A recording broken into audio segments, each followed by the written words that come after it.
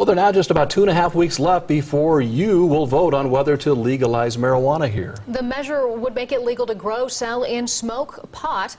Supporters say it would help the economy and take back our streets from drug dealers. But of course, opponents have concerns about safety, how the law would be set up, and how it would impact our state in the long run. We're continuing our series coverage from Colorado, where voters legalized marijuana more than a year ago. Well, our Natalie Tendall with 2 News Investigates traveled to Denver to see how the change impacted that state. Tonight she looks at one of the biggest concerns when the drug became legal, that being weed in the workplace. Natalie. Well, it's the same concern we're hearing in Ohio. Employers don't want their employees smoking pot and coming to work. But when you legalize a drug in the state, how do you legally tell employees they can't use it? Well, Colorado had to work through that blurry line.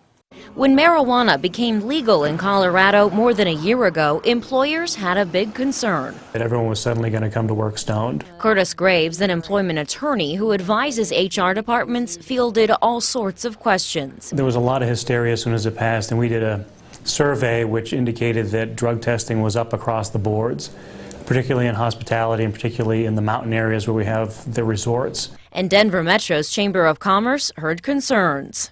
A number of our employers have drug-free workplaces, and really important for the safety of the worker and customers that they be able to maintain that. One of the jobs that carries the biggest concern? Construction work. It is a safety sensitive area where you can't have a construction worker dropping an I-beam on somebody's head.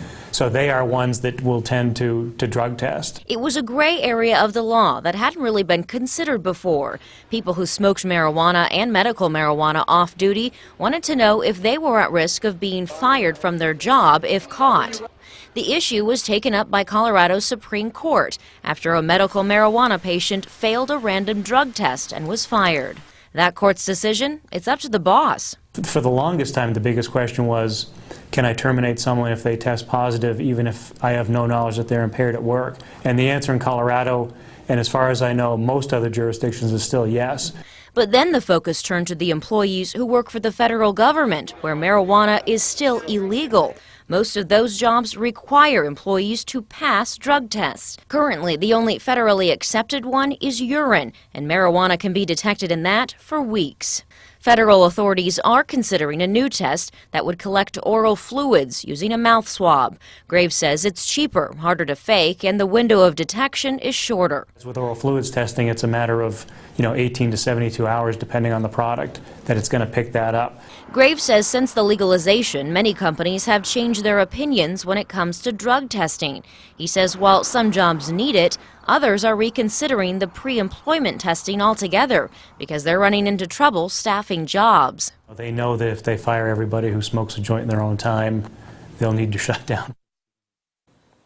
Well, Ohio's proposal says employers can still test their employees for marijuana, but if someone uses medical marijuana, it's a different story. The group behind Ohio's proposal says that would be treated like any other prescription drug use. Now, Graves says he advises clients in Colorado to come up with a drug policy for their office to make sure everyone understands the expectations. He says ultimately employers need to base discipline on performance, not just drug tests. Natalie Tendall, 2 News investigates.